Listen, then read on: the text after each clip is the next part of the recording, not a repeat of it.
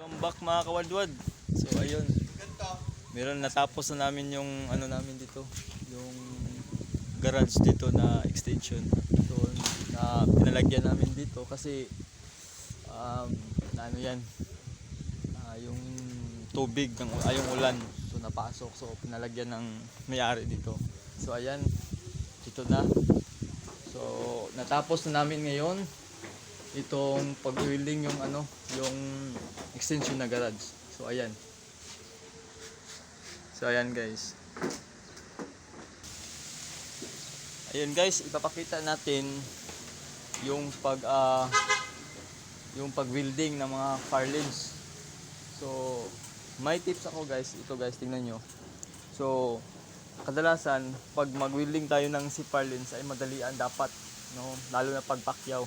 So ang ginawa na namin pag welding, bini-welding natin dito sa loob. Yan guys, tingnan nyo. Tingnan nyo mga kawadwad.